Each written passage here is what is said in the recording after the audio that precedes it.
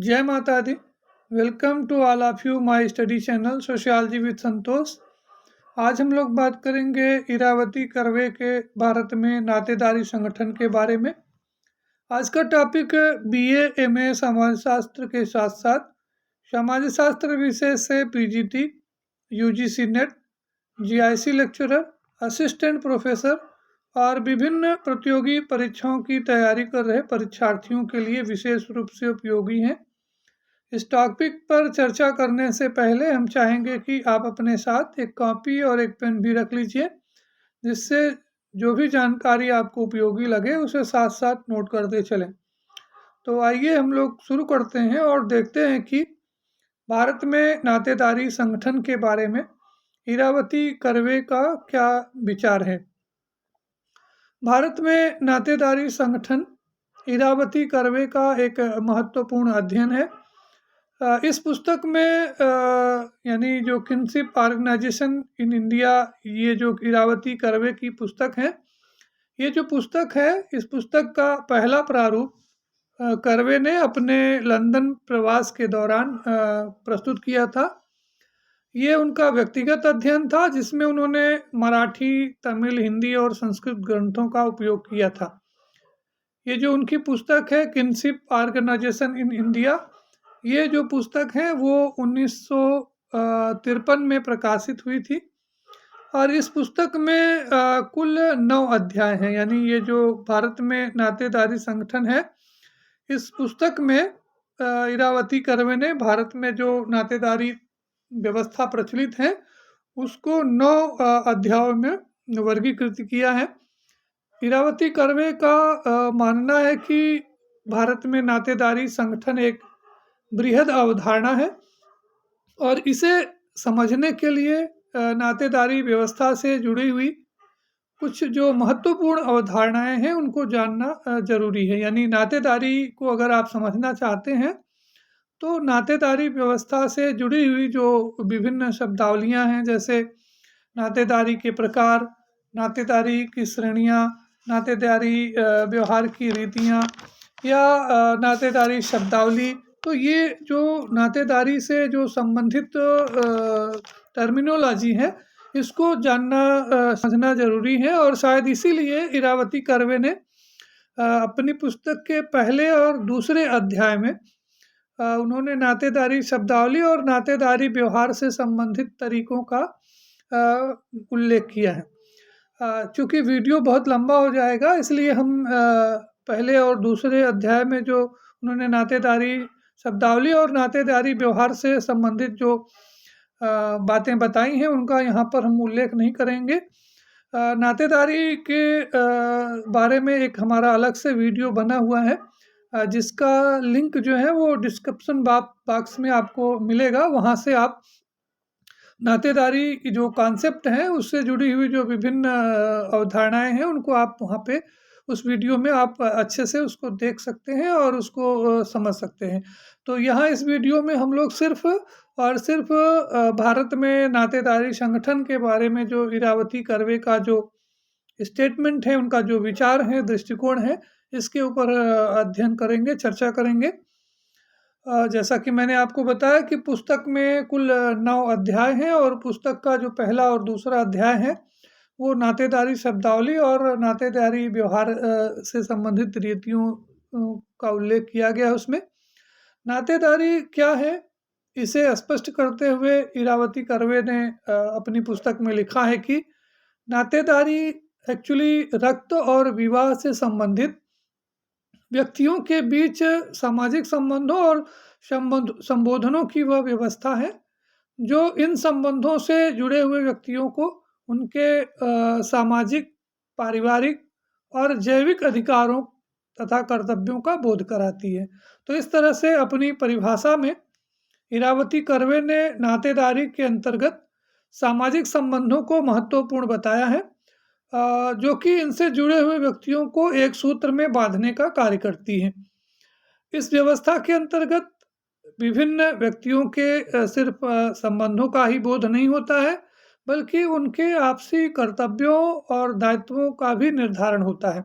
यानी इरावती कर्वे ने नातेदारी को सिर्फ आपसी संबंधों से बनी हुई एक व्यवस्था के रूप में एक्सप्लेन नहीं किया है, बल्कि इसके अंतर्गत उन्होंने जो इस व्यवस्था से जुड़े हुए जो लोग हैं, उनके आपसी कर्तव्यों और दायित्वों को भी सम्मिलित किया। यानी इरावती कर्वे के हिसाब से जो नातेदारी व्यवस्था है, वो विभिन्न व्यक्तियों को एक सूत्र में बाँधने की व्यवस्था नहीं है, बल्कि उनसे जुड़े हुए जो लोग हैं, उनके कर्तव्यों और दायित्वों को भी निर्धारित करती है। तो ये इरावती कर्वे का जो है एक तरह से उनकी उनकी जो नातेदारी की जो कॉन्सेप्ट है, उसकी विशिष्टता यही है, उसकी प्रमुख पहचान यही है कि इरावती कर्वे ने नातेदारी के अंतर्गत उसको सिर्फ़ और सिर्फ़ संबंधों को एक सूत्र में जोड़ने वाली व्यवस्था के रूप में परिभाषित नहीं किया है, बल्कि उन्होंने इसमें आपसी कर्तव्यों और दायित्वों को निर्धारित करने वाली व्यवस्था के रूप में नातेदारी को परिभाषित किया है या स्पष्ट किया है। अब हम अगर बात करें हम लोग भारत में नातेदारी संगठन के बारे में, तो इरावती कर्वे ने भारत में जो नातेदारी व्यवस्था का जो अध्ययन किया है, इस अध्ययन में उन्होंने आपको हम बताना चाहेंगे कि अपने इस अध्ययन में इरावती कर्वे ने भारत में नातेदारी व्यवस्था को समझाने के लिए इसे 4 जो है वो सांस्कृतिक क्षेत्रों में विभाजित किया है। और ये जो विभाजन है उनका, यानी 4 भारत को जो 4 सांस्कृतिक क्षेत्रों में जो उन्होंने विभाजित किया है, इस वर्गीकरण में इरावती कर्वे ने भाषाई संकुल को अधिक महत्व दिया है। कहने का हमारा आशय ये है कि मोटे तौर पर आप ये समझें कि इरावती कर्वे ने भारत में नातेदारी संगठन को स्पष्ट करने के लिए, समझाने के लिए इसे 4 भागों में, भारत को 4 भागों में विभाजित किया है। और ये जो विभाजन है उन्होंने भाषाई आधार पर किया है, यानी भाषा के आधार पर किया है। अलग-अलग क्षेत्रों में जो अलग-अलग प्रकार की भाषाएँ बोली जाती हैं, तो उन भाषाओं में, यानी अलग-अलग क्षेत्रों में बोली जाने वाली भाषाओं के आधार पर उन्होंने भारत को 4 सांस्कृतिक क्षेत्रों में बाँटा है, विभाजित किया है। और इस बारे में कर्वे का मानना है कि भारत एक दूसरे से अलग-अलग 4 समूहों में बँटा हुआ है और प्रत्येक क्षेत्र में एक विशेष प्रकार की भाषा बोली जाती है, और वहाँ की जो नातेदारी व्यवस्था है, उस क्षेत्र की जो भाषा है, वहाँ पर जो जातीय संगठन है और वहाँ की जो पारिवारिक जो संरचना है, उसके स्वरूप पर आधारित होती है। तो कहने का हमारा आशय ये है कि इरावती कर्वे ने ये बताने का प्रयास किया कि प्रत्येक क्षेत्र में एक विशेष प्रकार की भाषा बोली जाती है और वहाँ की जो नातेदारी व्यवस्था है, उस क्षेत्र में जो जातीय और जो पारिवारिक संरचना का जो स्वरूप है, उसके ऊपर निर्भर होती है, आधारित होती हैं। तो इस तरह से इरावती कर्वे ने भारत को 4 जो सांस्कृतिक क्षेत्रों में विभाजित किया है, उनमें उत्तर भारत, दक्षिण भारत, मध्य भारत और पूर्वी भारत, यानी north zone, south zone, central zone और ईस्टर्न जोन जो है, ये इरावती कर्वे के हिसाब से भारत में जो 4 सांस्कृतिक क्षेत्र हैं। और ये जैसे मैंने आपको बताया कि ये जो विभाजन है वो भाषाई आधार पर किया गया है। तो यहाँ पर आपको स्क्रीन पर स्पष्ट रूप से दिखाई पड़ रहा होगा कि उत्तर भारत में जो है वो इंडो यूरोपियन भाषाई क्षेत्र है उत्तर भारत। यहाँ पर इंडो यूरोपियन भाषा बोली जाती है या इसकी प्रधानता होती है। इसी तरह से दक्षिण भारत जो है वो द्रविड़ियन भाषाओं का प्रतिनिधित्व करता है। मध्य क्षेत्र के बारे में इरावती कर्वे ने कहा कि मध्य क्षेत्र जो है वो जोन ऑफ ट्रांजिशन है, यानी यहाँ पर भाषाई संक्रमण होता है। और इसी तरह से उन्होंने पूर्वी भारत के बारे में कहा कि पूर्वी भारत में मुख्य रूप से एस्ट्रो एशियाटिक भाषाई क्षेत्र है पूर्वी भारत। तो इस तरह से इंडो यूरोपियन भाषा उत्तर भारत से संबंधित है, द्रविड़ियन भाषा दक्षिण भारत से संबंधित है और एस्ट्रो एशियाटिक जो भाषा है वो पूर्वी भाषा से संबंधित है। तो अब यहाँ पर हम लोग अलग-अलग जो है वो उत्तर भारत, दक्षिण भारत, पूर्वी भारत और मध्य भारत में किस तरह से नातेदारी व्यवस्था का स्वरूप प्रचलित होता है, उसके बारे में हम लोग विस्तार से अध्ययन करेंगे। यहाँ पर हम आपको बताना चाहेंगे कि अपने अध्ययन में यानी जो अलग-अलग जो 4 जो सांस्कृतिक क्षेत्र हैं, उन सांस्कृतिक क्षेत्रों में जो नातेदारी व्यवस्था का जो विश्लेषण किया है इरावती कर्वे ने, उन्होंने मुख्य रूप से इसको 4 लक्षणों में विभाजित करके समझाने का प्रयास किया है, जिनमें नातेदारी समूह, नातेदारी संबंध, वैवाहिक नियम और उपहारों का आदान-प्रदान। तो यहाँ पर आपको ये स्पष्ट रूप से समझ में आ गया होगा कि इरावती कर्वे ने इन 4 लक्षणों को जो है वो नातेदारी को समझाने में प्रयोग किया है। तो जैसे कि आपको स्क्रीन पर दिखाई पड़ रहा है उत्तर भारत में नातेदारी व्यवस्था के बारे में। नातेदारी व्यवस्था है, जैसा कि मैंने आपको पहले बताया कि उत्तर भारत जो है वो मुख्यतः इंडो यूरोपियन भाषाई क्षेत्र होता है। यहाँ की नातेदारी प्रणाली में पितृवंशीय परंपरा की प्रधानता होती है। उत्तर भारत के नातेदारी संगठन में सहयोग प्रमुख रूप से विद्यमान होता है, लेकिन कई बार यहाँ संघर्ष भी देखा जाता है।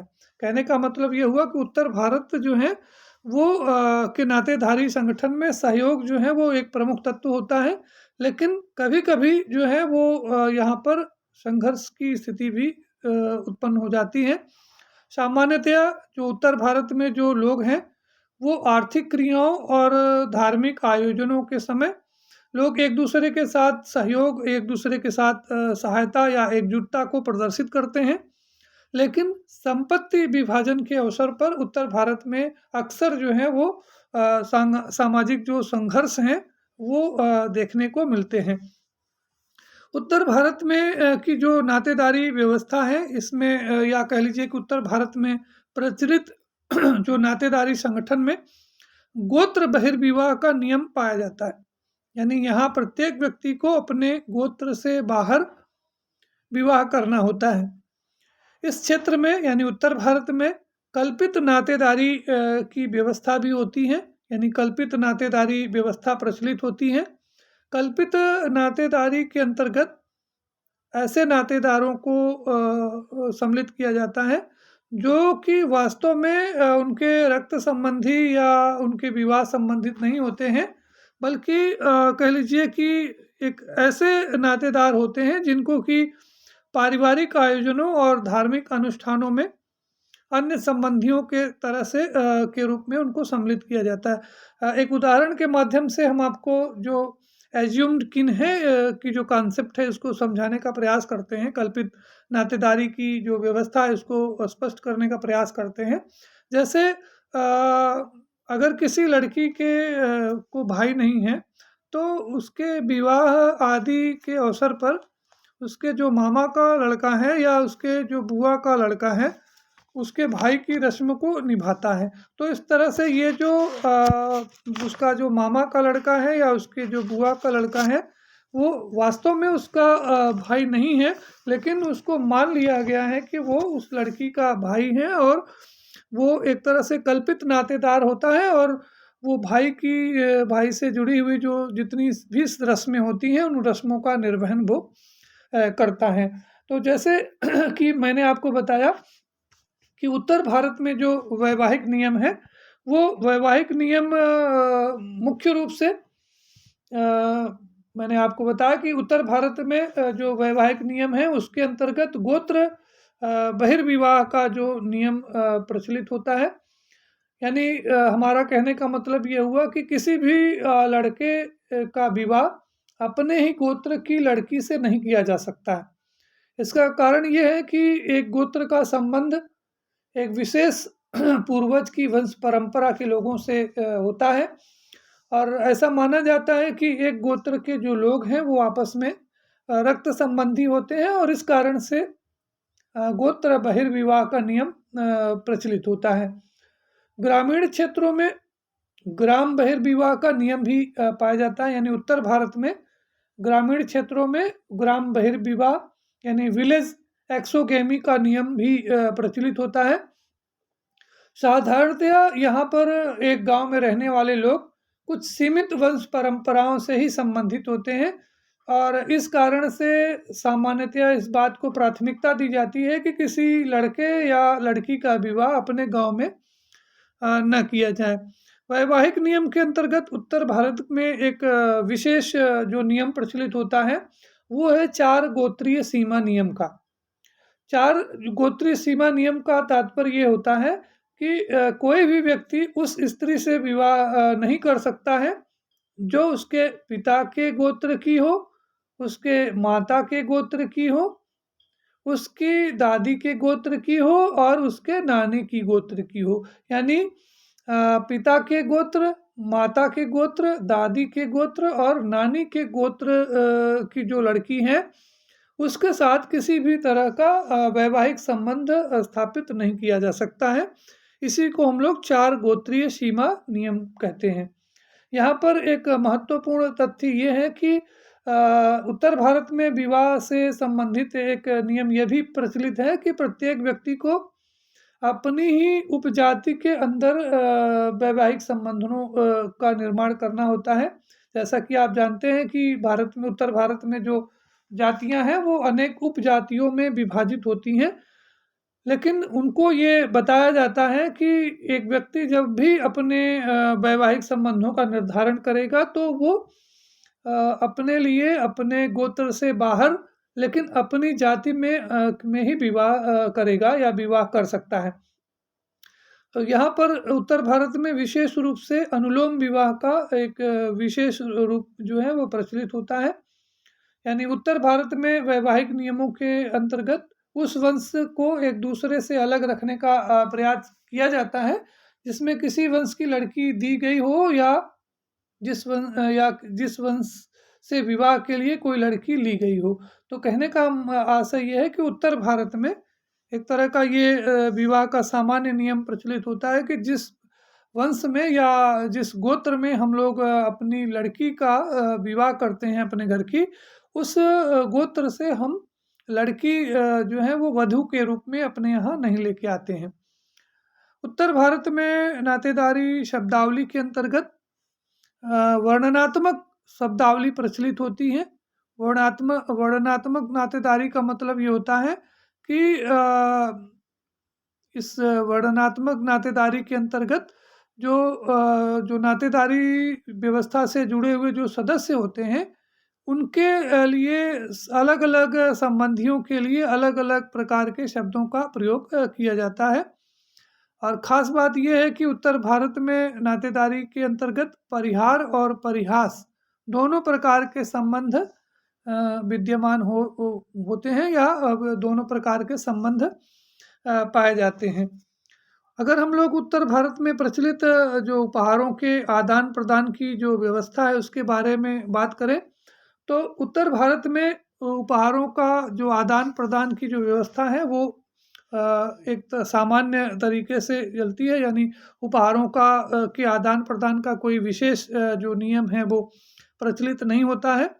यहाँ पर उपहारों की रस्म नातेदारी संबंधों की उच्चता और निम्नता के क्रम को निर्धारित करती है। यहाँ पर ये जो है वो उत्तर भारत की जो नातेदारी व्यवस्था है उसमें उपहारों के आदान प्रदान का ये जो विशेषता है वो उसको एक विशिष्ट स्वरूप प्रदान करती है। यानी उत्तर भारत में जो नातेदारी व्यवस्था प्रचलित होती है, सारी उत्तर भारत में जो उपहारों के आदान प्रदान की जो व्यवस्था होती है उसमें उच्चता और निम्नता यानी श्रेष्ठता और निम्नता की भावना निर्धारित होती है।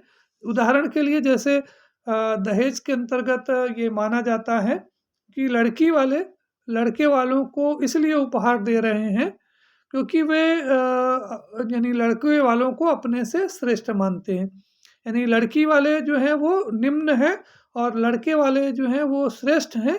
इस कारण से जो लड़की वाले हैं वो हमेशा जो हैं वो लड़के वालों को कुछ न कुछ उपहार देते रहते हैं।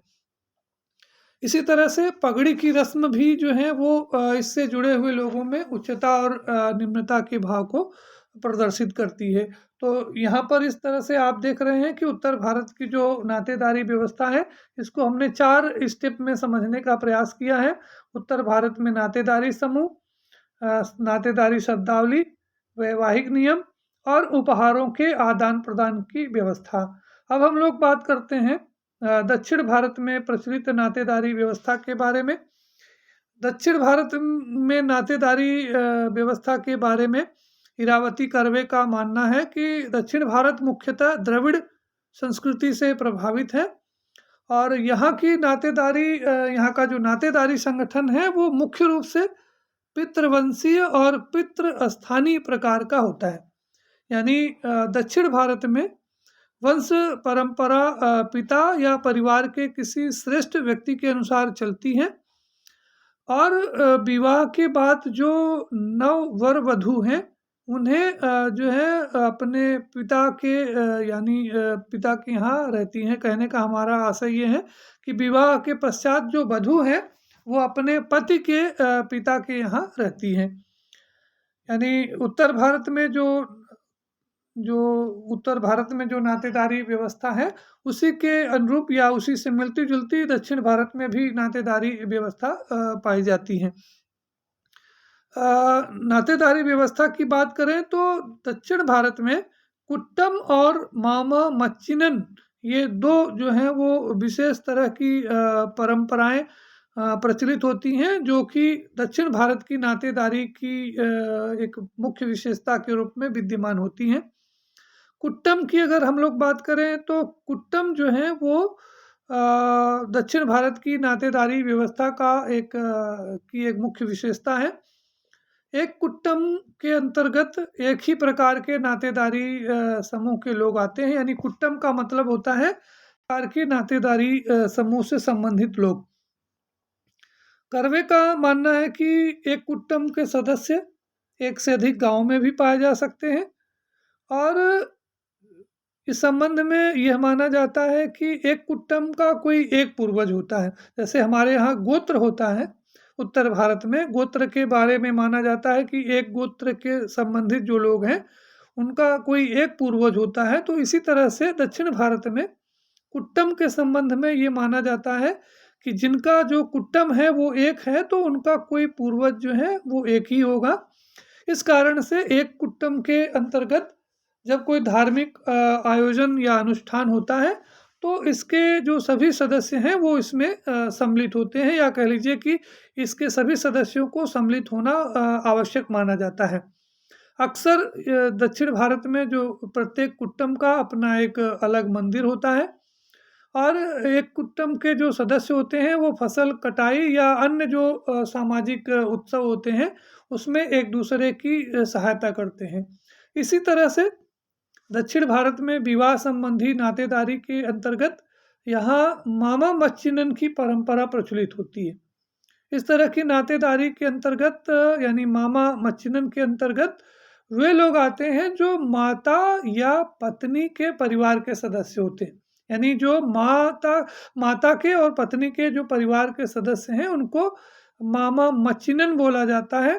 और इस तरह के जो लोग होते हैं यानी जो मामा मच्चिनन से जो संबंधित लोग होते हैं उनका दक्षिण भारत में जो नातेदारी व्यवस्था में विशेष महत्व होता है। कभी-कभी इस समूह में वे लोग भी शामिल कर लिए जाते हैं जो किसी व्यक्ति की बहन या उसके पिता की बहन के परिवार के सदस्य होते हैं। तो मामा मच्चिनन के अंतर्गत केवल माता या पत्नी के परिवार के सदस्य होते हैं, लेकिन कभी-कभी इसमें व्यक्ति की बहन यानी किसी व्यक्ति की बहन या उसके पिता की बहन के परिवार के सदस्यों को भी मामा मच्चिनन के अंतर्गत सम्मिलित कर लिया जाता है। नातेदारी शब्दावली की बात करें तो दक्षिण भारत में मुख्य रूप से वर्गात्मक नातेदारी प्रणाली अपनाई जाती है। यहाँ कई तरह के नातेदारी श्रेणियों के लिए एक ही शब्द का प्रयोग किया जाता है। यानी जब कई तरह के नातेदारी श्रेणियों को एक ही शब्द के संबोधन के द्वारा या एक ही शब्द के द्वारा उन संबंधों को प्रदर्शित किया जाता है। तो इस तरह की नातेदारी शब्दावली को हम लोग वर्गात्मक नातेदारी प्रणाली कहते हैं। यानी उत्तर, जैसे मैंने आपको बताया था इसके पहले थोड़ा देर पहले, कि उत्तर भारत में वर्णनात्मक नातेदारी शब्दावली प्रचलित होती हैं, जबकि दक्षिण भारत में जो नातेदारी है यहाँ पर वर्गात्मक प्रकार की नातेदारी शब्दावली प्रयोग में लाई जाती है।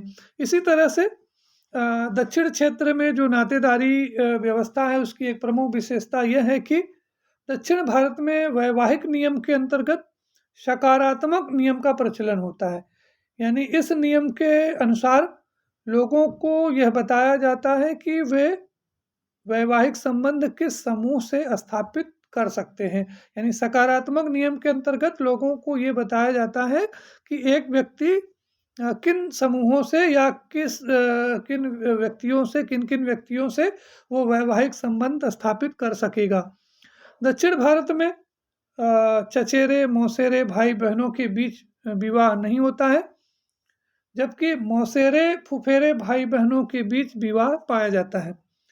दक्षिण भारत की नातेदारी व्यवस्था के अंतर्गत एक प्रमुख विशेषता यह है कि यहाँ तीसरी पीढ़ी के संतानों के बीच में कोई भेद नहीं किया जाता है। यहाँ ये जो विशेषता है वो दक्षिण भारत की नातेदारी की जो है वो प्रमुख विशेषता है कि दक्षिण भारत में, जैसा मैंने आपको बताया कि तीसरी पीढ़ी के संतानों के बीच में किसी तरह का कोई भेद नहीं किया जाता है। कहने का मतलब ये हुआ कि तीसरी पीढ़ी का मतलब ये हुआ पोता या पोती या उसके नाती या नातिन, इनके बीच में किसी तरह का कोई जो है वो भेद नहीं किया जाता है। तमिल में पोता और नाती दोनों के लिए पेरहन शब्द का उपयोग किया जाता है, जबकि पोती और नातिन के लिए पेती शब्द का प्रयोग किया जाता है। तो इस तरह से आप देख रहे हैं कि वहाँ पर दक्षिण भारत में तीसरी पीढ़ी के बच्चों में किसी प्रकार का कोई भेद नहीं किया जा रहा है। तो यहाँ पर अब हम लोग बात करते हैं दक्षिण भारत में जो उपहारों की आदान प्रदान की जो व्यवस्था है। तो दक्षिण भारत में जो उपहारों की जो आदान प्रदान की जो व्यवस्था है वो इस क्षेत्र में जो प्रचलित नातेदारी व्यवस्था है उसको एक विशिष्ट स्वरूप प्रदान करती है। दक्षिण भारत में जो उपहारों के आदान प्रदान की जो व्यवस्था प्रचलित होती है, इसमें उपहारों की रस्म, नातेदारी संबंधों आदि में उच्चता और निम्नता की जो विशेषता है वो पाई जाती है। यानी दक्षिण भारत में जो नातेदारी की जो विशेषता है वो उच्चता और निम्नता के क्रम को निर्धारित करती है। ये शायद आपको कंफ्यूजन हो गया थोड़ा सा। ये जो हम आपको बता रहे हैं ये दक्षिण भारत में नातेदारी व्यवस्था नहीं है, ये उत्तर भारत की नातेदारी की जो व्यवस्था है। और दक्षिण भारत में जो नातेदारी की जो व्यवस्था है वो उत्तर भारत की नातेदारी व्यवस्था के ठीक विपरीत दोहरे विनिमय के नियम पर आधारित होती है।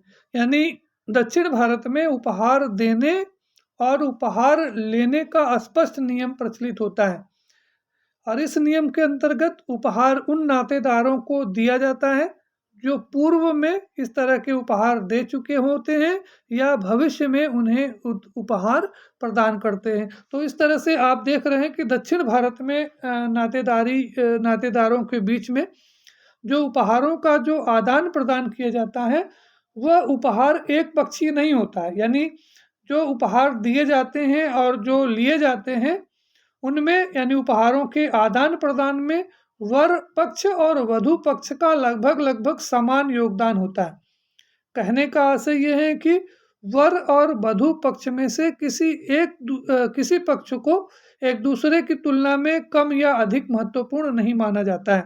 यानी उत्तर भारत में, जैसे मैंने आपको बताया था कि उत्तर भारत में जो उपहारों के आदान प्रदान की व्यवस्था होती है उसमें उच्चता और निम्नता की भावना या धारणा पाई जाती है, लेकिन दक्षिण भारत में जो है वो दोहरे विनिमय पर आधारित उपहारों के आदान प्रदान की व्यवस्था प्रचलित होती है। इसमें उपहारों में जो है वो किसी तरह की श्रेष्ठता या निम्नता की बात नहीं होती है, बल्कि दोनों जो पक्ष हैं वो इसमें समान रूप से अपना योगदान देते हैं। तो इस तरह से आप यहाँ पर देख रहे हैं कि दक्षिण भारत की जो नातेदारी व्यवस्था है वो स्पष्ट होती है। अब यहाँ पर हम उत्तर भारत और दक्षिण भारत में जो प्रचलित नातेदारी व्यवस्था है उसमें जो अंतर है उसको भी स्पष्ट करने का प्रयास करेंगे। इरावती कर्वे ने अपने अध्ययन में उत्तर भारत और दक्षिण भारत में जो प्रचलित नातेदारी संगठन है उसमें जो मौलिक अंतर है उसको स्पष्ट करने का प्रयास किया है।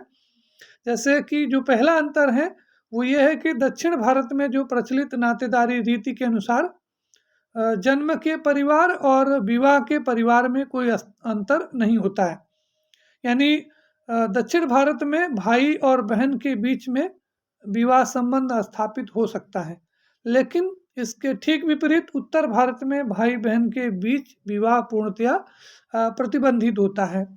इसी तरह से दूसरा अंतर ये कर सकते हैं कि उत्तर भारत तथा दक्षिण भारत में जो दूसरा जो अंतर ये है कि उत्तर भारत में वर्णनात्मक नातेदारी शब्दावली प्रचलित होती है, जबकि दक्षिण भारत में जो है वो वर्गात्मक नातेदारी प्रणाली प्रयोग में लाई जाती है।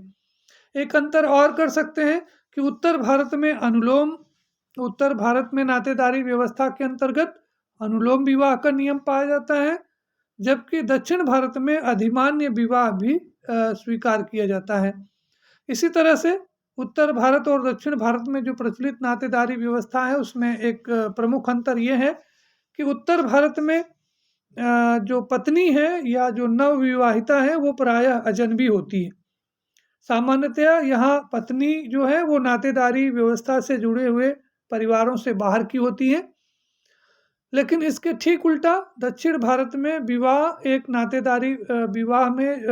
चूंकि वहाँ एक नातेदारी प्रणाली से जुड़े हुए लोगों के बीच में ही होता है, इस कारण से दक्षिण भारत में जो पत्नी होती है वो पहले से परिचित होती है। एक प्रमुख अंतर ये है कि उत्तर भारत में विवाह के द्वारा नए परिवार और नए गांव के लोग जो हैं वो आपस में जुड़ते हैं, जबकि दक्षिण भारत में विवाह की परंपरा के अनुसार सिर्फ उसी गांव और नातेदारी व्यवस्था से संबंधित लोग आपस में जुड़ते हैं। तो यहाँ पर ये स्पष्ट होता है कि उत्तर भारत में विवाह से नातेदारी का विस्तार होता है, जबकि दक्षिण भारत में विवाह से संबंधों में प्रगाढ़ता आती है। एक और अंतर ये किया जा सकता है कि दक्षिण भारत में नातेदारी के अंतर्गत सकारात्मक नियम को अपनाया जाता है, जबकि उत्तर भारत में विवाह से संबंधित नकारात्मक नियम का प्रचलन होता है। यानी सकारात्मक नियम के अंतर्गत ये बताया जाता है कि एक व्यक्ति किन समूहों से विवाह संबंध स्थापित कर सकेगा, और नकारात्मक नियम के अंतर्गत ये निर्देशित किया जाता है कि व्यक्ति किन समूहों से विवाह संबंध स्थापित नहीं करेगा। तो उत्तर भारत में नकारात्मक नियम प्रचलित है, जबकि दक्षिण भारत में सकारात्मक नियम को अपनाया जाता है। तो इस तरह से आप देख रहे हैं कि उत्तर भारत और दक्षिण भारत में की नातेदारी प्रणाली में पर्याप्त अंतर है और दोनों को अलग अलग किया जा सकता है। अब हम लोग बात करेंगे मध्य क्षेत्र में नातेदारी व्यवस्था के बारे में। मध्य क्षेत्र जो कि जोन ऑफ ट्रांजिशन होता है, इस बारे में कर्वे का कहना है कि मध्य क्षेत्र के अंतर्गत राजस्थान, मध्य प्रदेश, गुजरात और महाराष्ट्र के क्षेत्र आते हैं। कर्वे का मानना है कि ये जो क्षेत्र होता है वो भाषाई संक्रमणीय होता है, यानी यहाँ पर जो है वो अलग अलग भाषाओं के लोग जो हैं वो एक साथ रहते हैं। लेकिन इस बारे में उन्होंने कहा कि ये जो यानी जो मध्य क्षेत्र में जो बोली जाने वाली जो भाषाएं हैं वो संस्कृतनिष्ठ भाषाएं होती हैं, लेकिन यहाँ पर कुछ क्षेत्रों में द्रविड़ और मुंडारी भाषाओं का भी प्रयोग किया जाता है। यानी आप देख रहे हैं कि ये जो मध्य क्षेत्र है इसमें कोई एक प्रकार की भाषा नहीं बोली जाती है, बल्कि यहाँ पर कई प्रकार की भाषाएं बोली जाती हैं। यहाँ के यानी मध्य भारत के कुछ क्षेत्रों में उत्तर भारत में जो प्रचलित नातेदारी प्रणाली को अपनाया जाता है, जबकि कुछ दूसरे क्षेत्रों में यहाँ पर दक्षिण भारत में जो प्रचलित नातेदारी व्यवस्था है उसका प्रचलन देखा जा सकता है। यानी मध्य क्षेत्र में जो है वो नातेदारी व्यवस्था का मिला जुला स्वरूप आपको देखने को मिलता है। यानी मध्य भारत में उत्तर भारत में जो नातेदारी संगठन है और जो दक्षिण भारत में जो नातेदारी संगठन है, दोनों को आप दोनों का मिला-जुला स्वरूप यहाँ पर प्रचलित होता है। उदाहरण के लिए हम आपको बताना चाहेंगे कि जैसे महाराष्ट्र का जो हिस्सा महाराष्ट्र का कुछ हिस्सा जो दक्षिण भारत से सटा हुआ है, वहाँ पर आपको द्रविड़ संस्कृति की विशेषताओं का प्रभाव दिखाई पड़ेगा। यानी यहाँ पर विवाह के नियमों में दक्षिण भारतीय की जो परंपरा है उसकी छाप दिखाई पड़ती है। जबकि जो मध्य भारत का जो सिरा जो क्षेत्र उत्तर भारत से सटा हुआ है, वहाँ पर आपको उत्तर भारत में जो प्रचलित नातेदारी व्यवस्था है, जैसे कुलीन विवाह की जो परंपरा है, गोत्र बहिर्विवाह की जो परंपरा है, ये नियम आपको वहाँ पर दिखाई पड़ेंगे। तो इस तरह से ये जो सेंट्रल जोन है वो जोन ऑफ ट्रांजिशन है और यहाँ पर अलग-अलग जो है वो नातेदारी व्यवस्थाओं का स्वरूप आपको दिखाई पड़ता है। अब हम लोग बात करते हैं जो चौथा क्षेत्र है नातेदारी संगठन के अंतर्गत, वो है पूर्वी भारत में नातेदारी व्यवस्था। इरावती कर्वे के अनुसार पूर्वी क्षेत्र जो है वो आस्ट्रिक और मुंडाई भाषाई क्षेत्र होता है। यह जो क्षेत्र है असम, पूर्वी बिहार और उड़ीसा तक फैला हुआ है। चूँकि ये जो क्षेत्र है वो एक जनजातीय बाहुल्य क्षेत्र होता है और इसमें मुंडा और उराव, खासी, गारो यानी ये जो पूर्वी भारत है, पूर्वी जो क्षेत्र है, ये एक जनजातीय बाहुल्य क्षेत्र है जिसमें से मुंडा जनजाति, उराव जनजाति, खासी जनजाति और गारो जनजाति जो है यहाँ की प्रमुख जनजातियाँ हैं। इरावती कर्वे के दृष्टिकोण में पूर्वी क्षेत्र में जो नातेदारी व्यवस्था है, यहाँ पर नातेदारी का कोई निश्चित प्रतिमान प्रचलित नहीं होता है।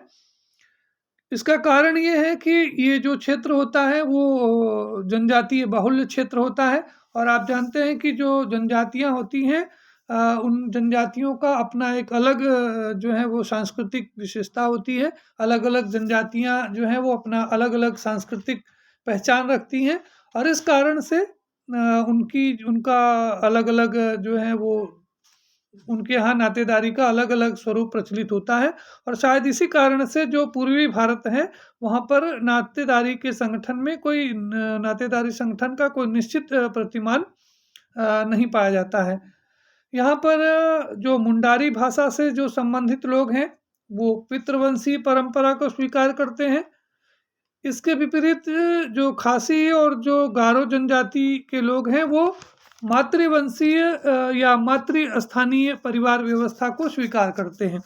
यानी जो खासी और जो गारो जनजातियां हैं, इनमें उत्तराधिकार की व्यवस्था में उत्तराधिकार जो है वो माता से पुत्रियों को प्राप्त होता है और पुत्री का जो पति होता है वो परिवार की संपत्ति का मात्र उपयोग कर सकता है।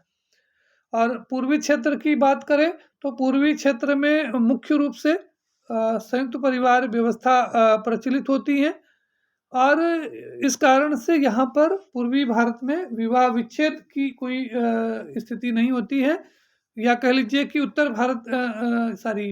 पूर्वी भारत में जो नातेदारी व्यवस्था प्रचलित होती है, इसमें विवाह विच्छेद का कोई महत्व नहीं होता है। चूँकि मैंने आपको बताया कि उत्तर भारत में जो है वो पूर्वी भारत में जनजातीय जनसंख्या की बहुलता होती है और प्रत्येक जनजाति की अपनी एक अलग संस्कृति होती है और इस कारण से पूर्वी क्षेत्र में नातेदारी का कोई निश्चित प्रतिमान प्रचलित नहीं हो पाता है। कर्वे का ये इस बारे में स्पष्ट रूप से मानना है कि पूर्वी भारत के कुछ हिस्सों में विलिंग सहोदर विवाह को भी मान्यता दी जाती है, लेकिन ऐसे विवाहों की संख्या बहुत कम होती है। पूर्वी भारत में जनजातियों में टोटम संबंधी विश्वासों का बहुत अधिक महत्व होता है और इस कारण से पूर्वी भारत में आप टोटम बहिर्विवाह के नियम को आप स्पष्ट रूप से देख सकते हैं। कहने का आशय यह है कि पूर्वी भारत में टोटम बहिर्विवाह के नियम को विशेष मान्यता दिया जाता है। जैसे उत्तर भारत में गोत्र बहिर्विवाह के नियम को अपनाया जाता है या विशेष महत्व दिया जाता है, उसी तरह से पूर्वी भारत में टोटम बहिर्विवाह के नियम को विशेष महत्व दिया जाता है या विशेष मान्यता दी जाती है। एक ख़ास बात जो इरावती कर्वे ने अपने अध्ययन के दौरान प्रस्तुत किया है, वो ये है कि पूर्वी क्षेत्र में की जो अधिकांश जो जनजातियाँ हैं, उनमें वधू मूल्य का भी प्रचलन पाया जाता है।